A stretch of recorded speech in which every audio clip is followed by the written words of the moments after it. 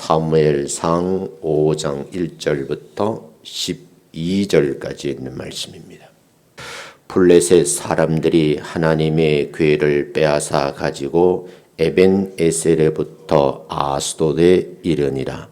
블레셋 사람들이 하나님의 궤를 가지고 다곤의 신전에 들어가서 다곤 곁에 두었더니 아스돗 사람들이 이튿날 일찍이 일어나 본즉 다곤이 여호와의 궤 앞에서 엎드러져 그 얼굴이 땅에 닿았는지라.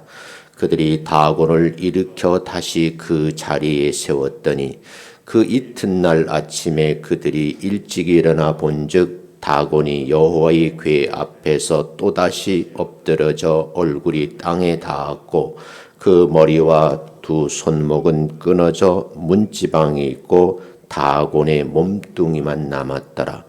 그러므로 다곤의 제사장들이나 다곤의 신전에 들어가는 자는 오늘날까지 아스돗에 있는 다곤의 문지방을 밟지 아니하더라. 여호와의 손이 아스돗 사람에게 엄중히 더하사 독한 종기의 재앙으로 아스돗과 그 지역을 쳐서 망하게 하니 아스돗 사람들이 이를 보고 이르되 이스라엘 신의 궤를 우리와 함께 잊지 못하게 할지라. 그의 손이 우리와 우리 신 다곤을 친다 하고 이에 사람을 보내어 블레셋 사람들의 모든 방백을 모으고 이르되 우리가 이스라엘 신의 궤를 어찌하랴 하니 그들이 대답하되 이스라엘 신의 궤를 가드로 옮겨 가라 하므로 이스라엘 신의 궤를 옮겨 갔더니 그것을 옮겨간 후에 여호와의 손이 심히 큰 환난을 그 성읍에 더하사 성읍 사람들의 작은 자와 큰 자를 다 쳐서 독한 종기가 나게 하신지라. 이에 그들이 하나님의 궤를 에그론으로부터 보내니라.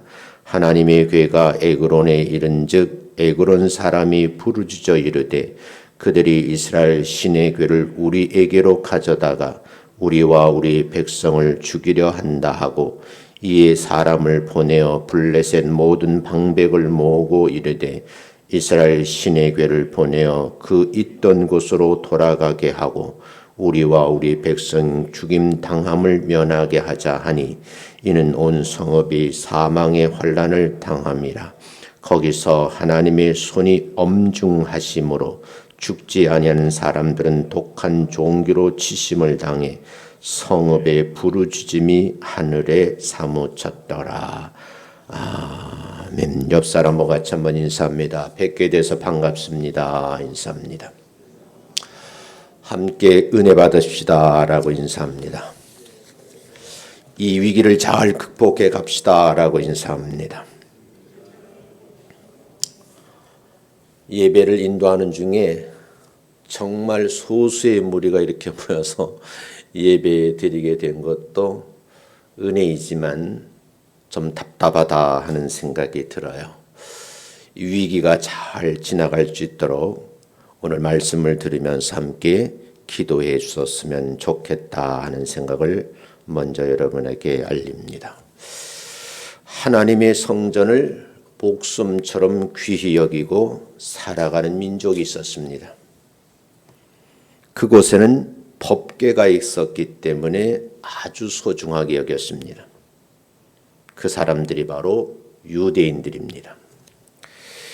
유대인들은 성전에 올라가서 하나님께 영적인 교제를 통해서 하나님을 만나고 지은 죄를 사함받고 하나님의 성민이라는 확신을 가지고 살아가는 선민의식을 가지고 있는 강한 민족입니다. 그런데 이렇게 목숨처럼 귀하게 여기는 예루살렘 성전이 역사에 보면 두 번이나 무너져 버렸습니다. 처음에 BC 586년에 솔로몬이 지은 성전이 바벨론의 강한 나라의 침공을 받아서 무너졌습니다. 두 번째는 로마 제국에 의해서 예루살렘 성전이 무너졌습니다. 성경에서는 예루살렘 성전이 무너진 날을 기억하는 날을 티샤 바브라는 이름을 붙여서 이분들이 기억을 합니다. 티샤 바브라는 날이 다가오면 그 주간에는 결혼 예식을 치르지 않습니다.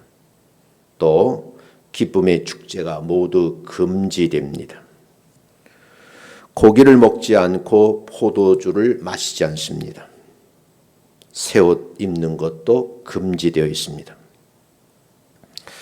그런데 이 티샤 바브라는 날이 안식일과 겹치게 되면 금지되어 있던 새 옷을 꺼내 입고 모든 백성들이 온 종일 금식을 하면서 비탄한 마음으로 하루를 보냅니다. 그 하루 가운데 무거운 마음으로 예레미야 애가를 읽으면서 이런 비참한 날이 다시 오지 않기를 바라는 마음으로 기도를 드린다고 합니다. 남자들은 면도도 하지 않는다고 그래요. 여자들은 화장도 하지 않습니다. 부부관계도 절제를 합니다. 고통의 날을 절실하게 피부로 느끼면서 하나님이 택하신 백성을 향하신 하나님의 의도하심이 무엇인지를 알아내려고 노력을 한다고 그래요. 이웃나라인 강대국인 블레셋에게 법궤를 빼앗김과 관련해서는 본문의 말씀 이해를 돕기 위해서 전장인 4장의 내용을 좀 살펴볼 필요가 있어요. 4장의 내용을 간략하게 좀 소개를 하겠습니다. 이스라엘 백성들이 사무엘 시대에 처음으로 전쟁한 나라가 이 블레셋이라는 곳이거든요. 두 번에 걸친 블레셋과의 전쟁에서 한 번도 이기지 못하고 모두 참패를 했습니다. 첫 번째 전쟁에서 전쟁에 참여한 4,000명이 죽임을 당했습니다. 쓰라린 아픔의 역사를 가지고 있습니다. 이때 장로들이 모여서 이 전쟁에서 우리가 왜 패했는가 원인을 분석하게 되었습니다. 패배의 원인을 하나님의 임재를 상징하는 언약궤가 없기 때문이라는 결론을 내리게 되었고 마침내 실로에서 하나님의 법궤를 찾아옵니다. 두 번째 전쟁에서는 3만 명이 전쟁터에서 전사를 했습니다. 이번 두 번째 전쟁에서는 상상할 수 없는 큰 어려움에 직면했습니다. 거기에다가 하나님이 임재를 상징하는 법궤까지 다시 빼앗기고 말았어요. 두 번의 전쟁을 치르면서 3만 4천 명이나 죽었습니다. 하나님의 임재를 상징하는 법궤를 블레셋에게 빼앗았기 때문에 이스라엘 백성들은 그야말로 처참한 상황이 되고 말았어요. 그 상황을 성경은 이렇게 묘사를 하고 있어요. 사무엘상 4장 22절의 기록을 보면 이렇게 되어 있어요. 같이 한번 읽어봅니다. 시작. 하나님의 궤를 빼앗겼으므로 영광이 이스라엘에서 떠났다. 하나님의 영광이 이스라엘에 떠난 이유가 뭐냐? 하나님의 법궤를 빼앗기 때문이다. 이렇게 진술을 해요. 근데 이 성경 구절 한 구절만 보게 되면 만물을 창조하신 하나님께서 이방의 블레셋 신에게 패했다는 것으로 오해할 수가 있어요. 그런데 하나님의 법궤를 빼앗겨서가 아니고 하나님의 영광이 이스라엘 백성들이 떠났던 이유가 있다라는 것을 본문을 깊이 읽으면 알 수가 있어요. 그 이유를 바로 이스라엘 백성들이 타락했기 때문이라는 거예요. 우리 지금 이 사회에서 대한민국은 정말 제대로 살고 있는가? 전체적인 백성을 논하기 있어서 앞서서 우리 예수 믿는 사람들의 모습은 어떠한가? 이 부분을 한번 진단해 볼 필요가 있어요. 성경의 대표적인 예로는 제사장이 타락했다는 거예요. 요즘 말로 하면 종교계 타락을 말하는 겁니다. 엘리의 두 아들이 타락을 한 거로 결과적으로 죽고 맙니다. 아들들이 죽으니까 아비인 제사장도 죽었습니다. 시아버지가 죽고 남편이 죽은 결과예요.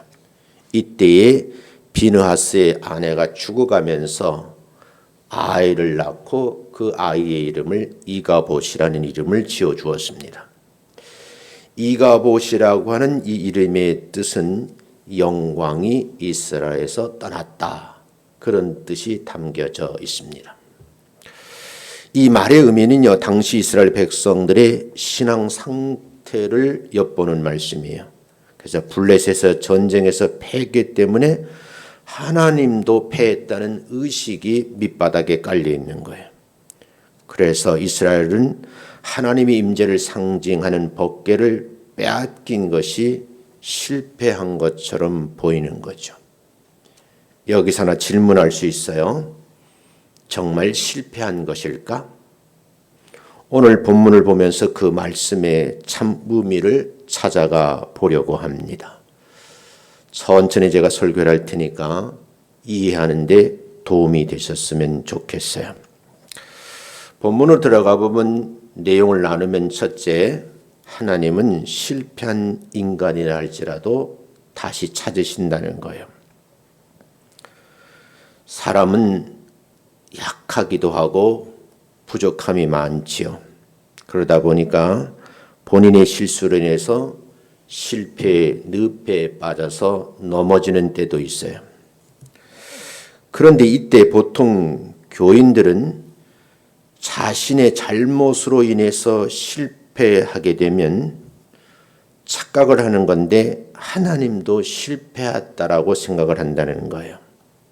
그 결과 하나님을 불신하기도 하고 예배 드리는 것을 소홀히 한다, 그런 말로 이해가 됩니다. 성도는 본능적으로 실패한 것으로 말미암아 힘들고 어려울 때에, 고난과 고통이 밀려오고 있을 때에 할 일이 있다. 그게 뭐냐면 위에 계신 하나님을 찾아야 된다는 거예요. 왜냐? 그분이 찾고 계시기 때문입니다. 이렇게 예를 하나 들어볼게요. 돼지는 살아있는 동안 단 한 번도 하늘을 쳐다보려고 생각하지 않습니다. 땅만 내려다보고 먹을 것만 찾아 좁은 우리를 헤매고 다닙니다. 그러다가 생을 마치는 거죠. 돼지의 신체 구조를 살펴보면 목뼈가 땅으로 향해 있어요. 그런데 그런 신체 구조로 인해서 한 번도 위를 쳐다보려고 생각하지 않는다는 거예요. 저는 이 이야기를 보면서 왜 하나님은 인간을 직립보행하게 만들었을까? 그런 생각에 좀 고민을 해봤어요. 그런데 돼지가 하늘을 보는 경우가 있어요. 돼지가 실수로 벌러덩 나뒹굴어지면 땅바닥에 미끄러 넘어지게 되면 돼지에게는 수치지만 하늘을 볼 수 있는 기회를 갖게 되는 거죠. 참 넓다. 하늘이 저렇게 높구나. 그런 하늘의 세계를 말 그대로 신천지를 처음 경험하게 된다는 거예요. 우리에게도 실패와 실수로 인해서 고통스러운 일을 경험할 수도 있습니다. 잘난 것도 없고 자랑할 만한 것도 없고 어디에 내놓을 만한 것도 없는데 스스로 생각하기를 나는 실패자다, 이렇게 생각할 수도 있다는 거예요. 그런데 이런 실패를 통해서 하늘을 바라보게 하시는 분이 계신데 그분이 하나님이시라는 거예요. 제가 늘 즐겨 쓰는 말인데 성도는 성공보다는 승리해야 된다. 그 승리케 하시는 분이 바로 하나님이시라는 거예요.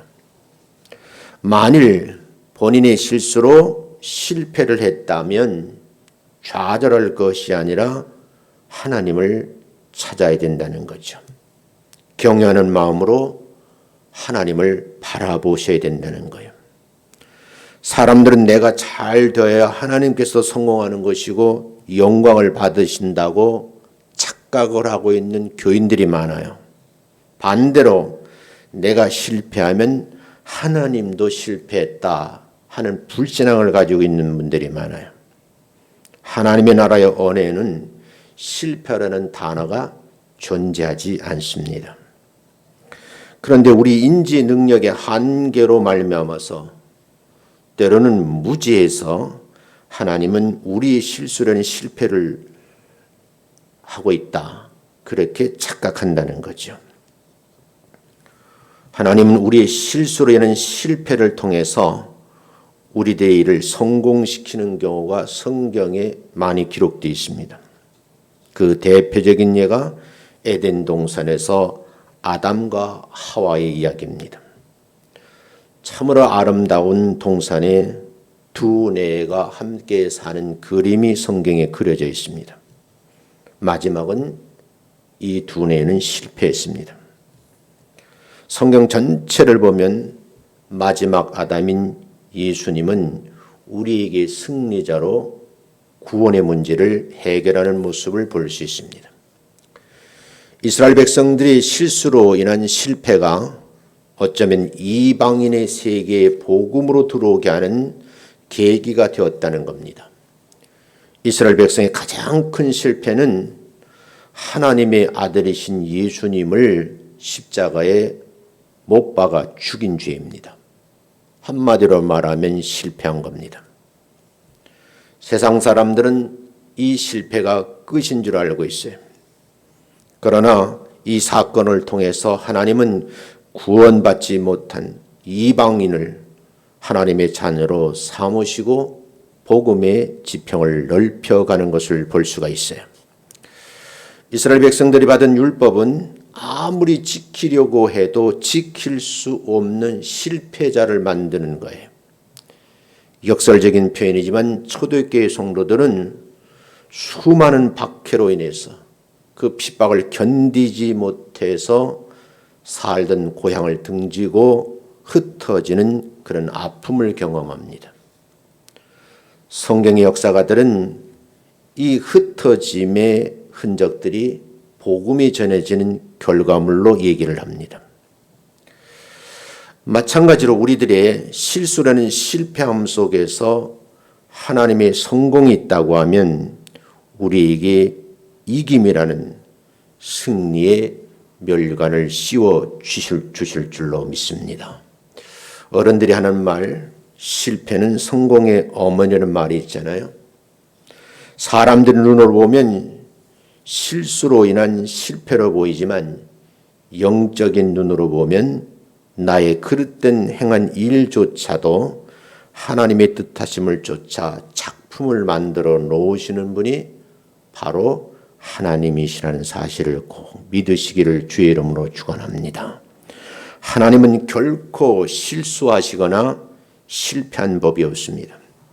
내가 실수함으로 해서 실패함으로 망가진 것이지 하나님이 실패한 것이 아니라는 사실을 꼭 기억해 주셨으면 좋겠습니다. 나의 실수로 실패자라고 낙인을 찍고 계신지는 않는지요. 그런데 두 번째 보면 하나님의 전능하신 능력을 나타내 보이실 기회라는 거예요. 사무엘 선지자 시대의 이스라엘 백성들이 하나님을 믿는 신앙에는 분명히 실패한 것으로 볼 수 있어요. 오죽했으면 하나님 임재를 상징하는 법궤가 이방 나라 블레셋에 빼앗겨서 이방인들이 섬기는 신전에 같이 놓여지는 비극적인 사건이 일어나는 거예요. 그 수치는 말로 표현이 불가능한 거예요. 블레셋의 여러 지방으로 법궤가 떠돌아다니는 소식을 듣겠죠. 어쩌면 인간의 눈과 판단으로는 분명히 실패했구나 이렇게 단정 지을 수도 있어요. 그런데 하나님은 오히려 이런 과정을 통해서 실패의 아픔, 고통의 과정을 통해서 또 한 번의 작품을 만들어 놓으시는 모습이 성경에 기록이 되어 있어요. 한번 본문 1절, 4절 다시 읽고 설명하겠습니다. 읽겠습니다. 천천히 읽습니다. 시작.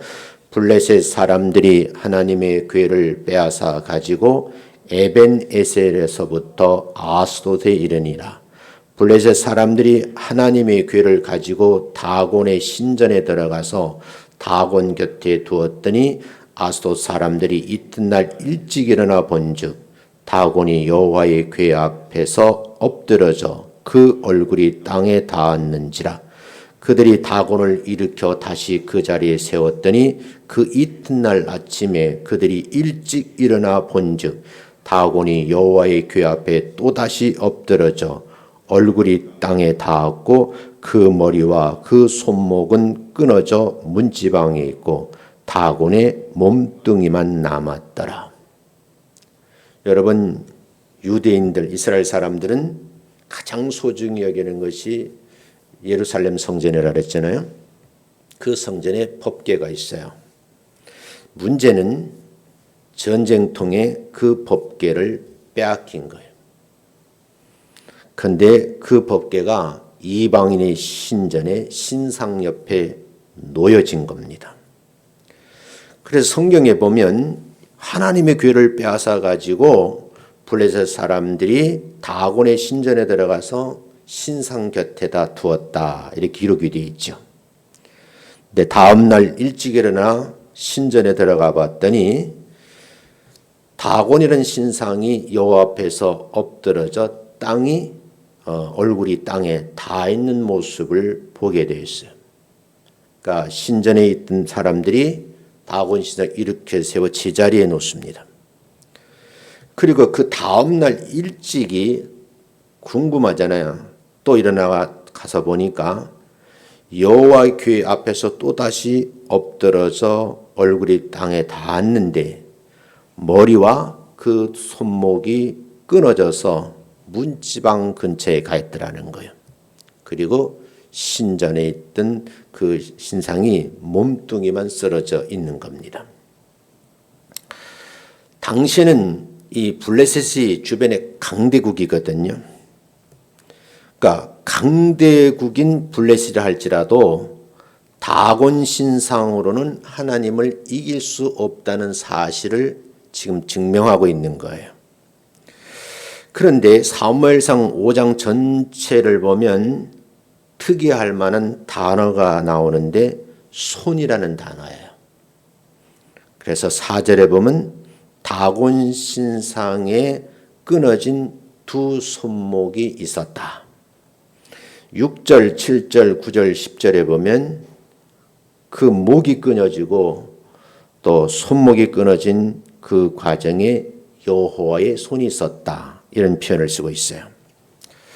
해석을 하면 이런 겁니다. 여호와의 손이 다곤의 손목을 끊어버리고 그리고 독한 종기로 성읍의 사람들이 죽음을 맞이하는 거죠. 여기에서 손이 상징하는 것은 하나님께서 우리 육으로 보는 것처럼 손이 있다는 말이 아니고 이 손이라는 표현은 하나님의 능력을 나타내는 말씀이에요.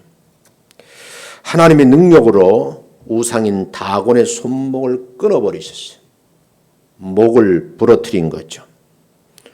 이 말은 블레셋 사람들이 숭상하는 우상이 얼마나 무능한 존재인가 하는 것을 블레셋 사람들에게 보여주는데, 그때 그 신상 옆에 뭐가 있었어요?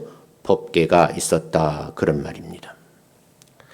법궤 안에 들어있는 신앙적 의미보다는 눈에 보이는 법궤, 즉 형식주의적인 그런 종교에 빠져있는 이스라엘 백성들에게 전쟁에서 실패라는 뼈아픈 고통과 경험을 하게 함으로 인해서 정신 차리라는 거죠. 하나님 앞에 돌아와서 올바로 신앙생활할 수 있도록 경고의 메시지를 주는 거죠. 저는 요새 고민을 해요. 1부, 3부 예배를 오늘 인도하면서 예배당 안에 19명밖에 못 들어오게 하잖아요. 마음의 갈등이 생기는 거예요. 한번 도전해봐. 모든 성도를 다 교회로 불러 모을까? 아니면 그들이 말하는 대로 19명만 예배당 안에 드리고 그렇게 예배를 드릴까? 갈등이 심했어요. 한 교회, 작은 교회 지도자지만 나의 결정이 성도들에게 어떤 영향력을 미치게 될까 고민을 하는 거예요. 한국교회는 이번 결정으로 인해서 모든 교회가 교회 문을 닫는 어처구니 없는 일이 실제 벌어지고 있는 거예요. 오늘 본문을 보면서 강한 느낌을 받았어요. 이럴 때 우리는 어떻게 해야 되는가? 그러면서 고민을 하기를 하나님의 손, 이 능력이 교회 안에 임하게 하옵소서 하는 기도가 저절로 나오더라고요. 블레셋의 아스돗에 있는 하나님의 법궤가 옮겨옴으로 인해서 큰 문제가 발생한 거예요. 신전에서 일어난 일도 블레셋 사람들은 당신들이 생각하기에 상상할 수 없는 일이 벌어진 거예요. 그런데 문제는 성읍 안에 있는 사람들이 독한 종기로 죽어가는 겁니다. 여러분, 이런 결정으로 인해서 다곤 신이 여호와의 손을 이기지 못한다고 생각을 해서 하나님의 궤를 다시 가드 땅으로 옮겨가는 일들이 벌어져요. 왜 그랬을까? 성경 문맥을 전체를 보면서 고민을 해봤어요. 이제 또다시 가드 땅에 기거하는 많은 사람들이 법궤가 옮겨짐으로써 하나님이 살아계시다고 하는 놀라운 사실을 이방 사람들이 체험하는 계기가 됐다는 거죠. 9절 말씀을 같이 한번 읽어보겠어요. 시작.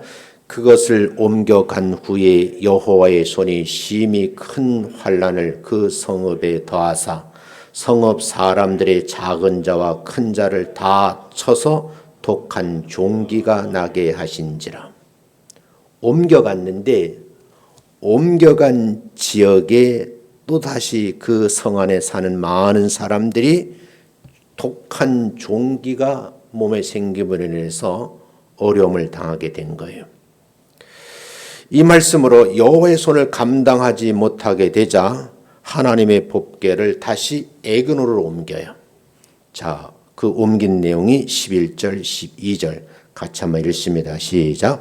이에 사람을 보내어 블레셋 모든 방백을 모으고 이르되 이스라엘 신의 궤를 보내어 그 있던 곳으로 돌아가게 하고 우리와 우리 백성이 죽임 당함을 면하게 하자 하니 이는 온 성읍이 사망의 환난을 당함이라. 거기서 하나님의 손이 엄중하심으로 죽지 아니한 사람들은 독한 종기로 치심을 당해 성읍의 부르짖음이 하늘에 사무쳤더라. 여러분 보세요.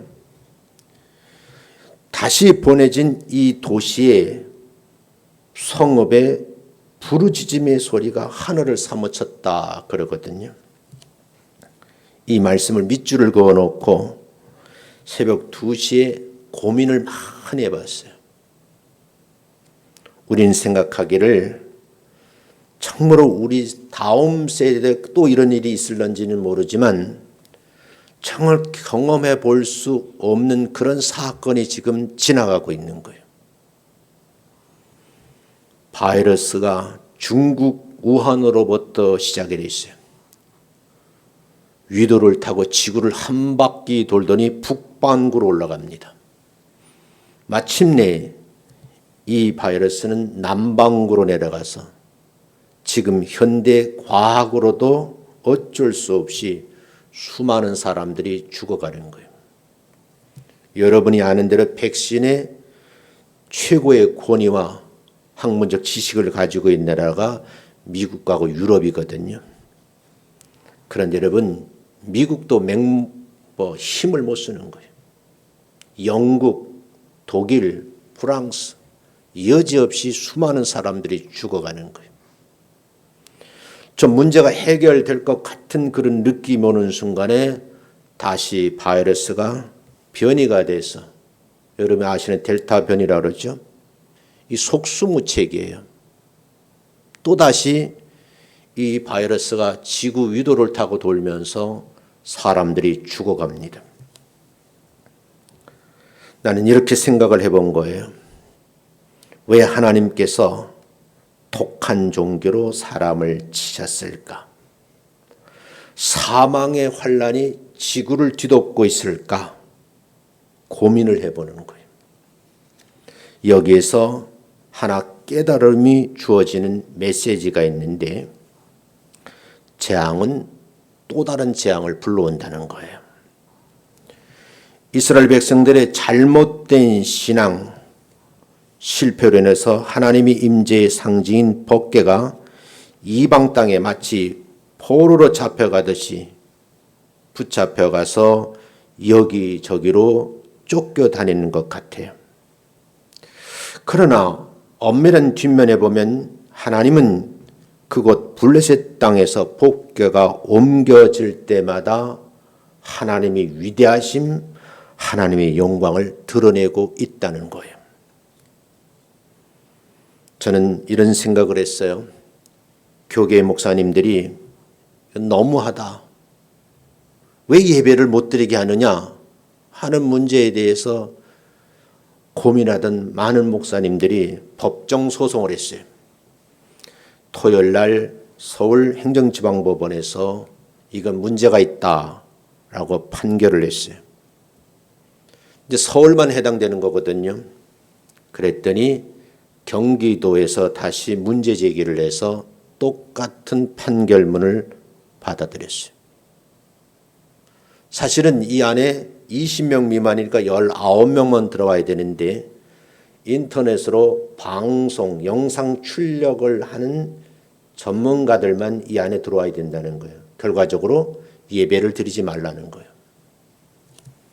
법원에서는 마음에 들지는 않지만 백화점에도 여러 공공장소 수많은 사람이 드나드는데 왜 교회만 그렇게 제한을 두냐고 하는 것이 문제가 있다고 받아들인 거예요. 제가 알기로는 오늘 지나고 다음 주에 또다시 소송이 진행될 것 같아요. 엄밀히 말하면 방역당국에서 발표한 것처럼 교회발 코로나는 사실은 그렇게 많지 않거든요. 처음에는 모르니까 이단 사이비 종교에서 참 무식한 짓을 한 거예요. 이 정보를 얻은 많은 교회에서는 철저하게 저희 교회만 해도 소독기를 사서 우리 허 목사님이 방역을 철저히 해요.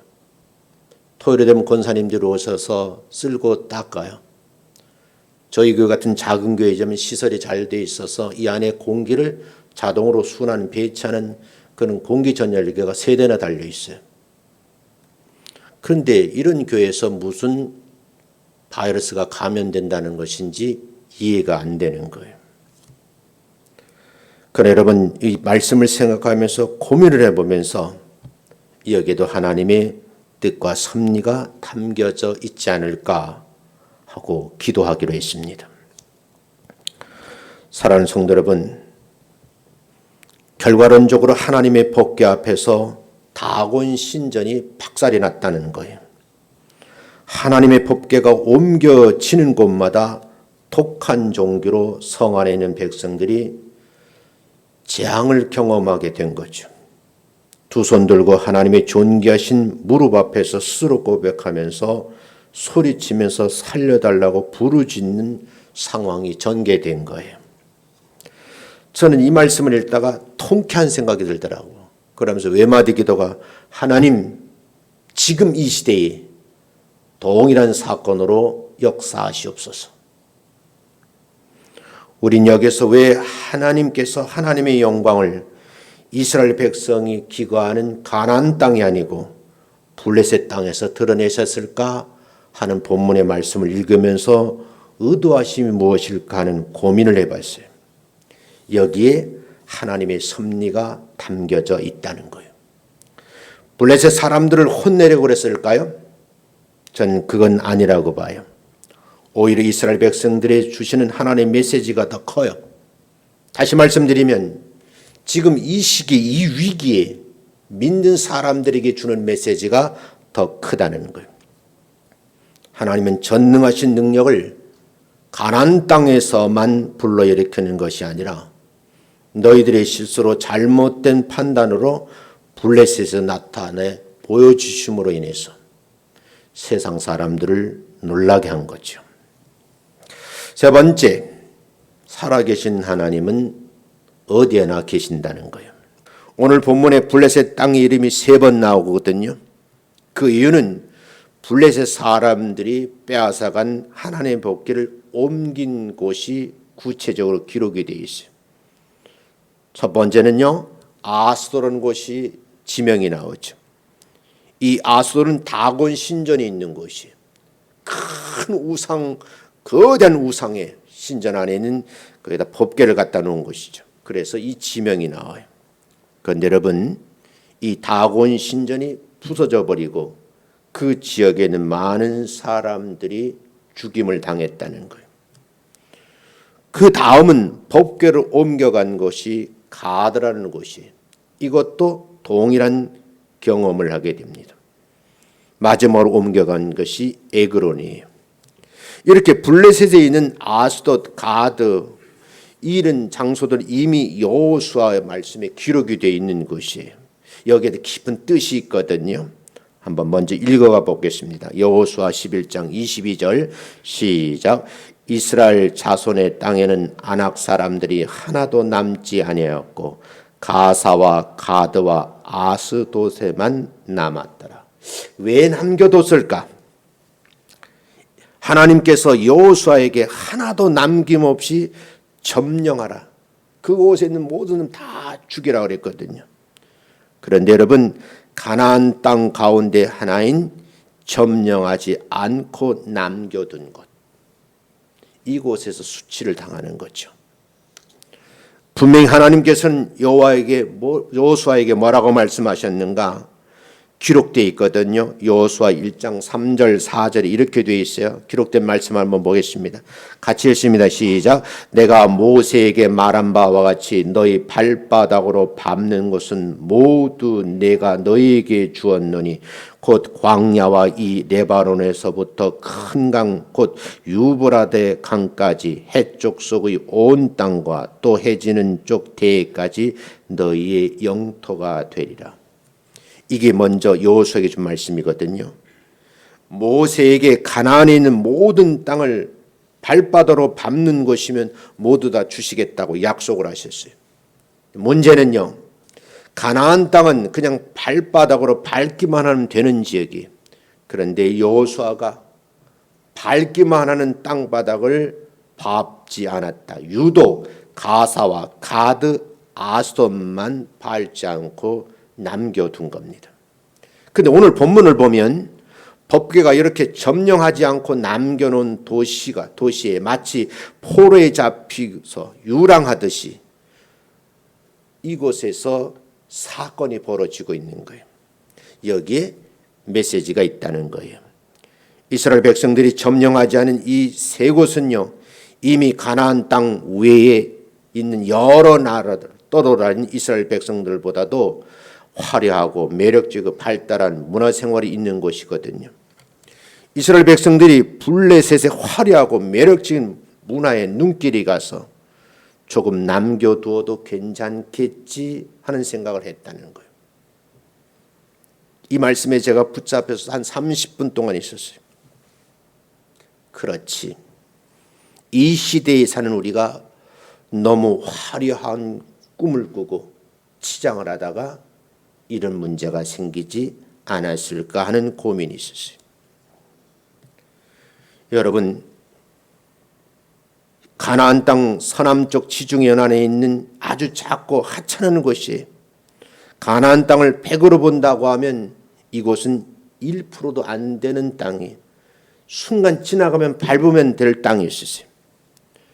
그러나 일이라는 매력적인 이방 문화는 절대 물들어서는 안 된다는 거예요. 오늘 여러분의 강조하고 싶은 말씀이 아무리 화려한 것이 좋다 할지라도 예수 믿는 사람들은 물들이면 안 된다는 거죠. 1%의 문화에 동화될지라도 나중에는 얼마든지 99%는 힘으로 누를 수 있다고 생각하게 된다는 거예요. 이스라엘 백성들은 하나님의 말씀보다는요, 신앙이 무너져 버리니까 힘의 논리가 생긴 거예요. 힘의 균형으로 보면 맞는 말이겠죠. 근데 그게 실수라는 거예요. 세상의 모든 가치와 철학과 논리는 크게 싸움이거든요. 돈이 많아야 되고 아파트가 넓어야 되고 누가 더 높은 위치에 올라가서 호령하느냐, 그것이 그 사람의 능력이고 성공이라고 생각합니다. 여기서 우리 깊은 고민을 해야 돼. 예수 믿는 사람들. 신앙의 크게 싸움은 아닙니다. 하나님의 말씀대로 순종하며 사느냐 불순종하느냐, 이것이 신앙인의 싸움이. 그런데 이스라엘 백성들은 그들만의 힘의 논리라는 함정에 빠진 거예요. 그것이요, 화를 자초했다는 것이죠.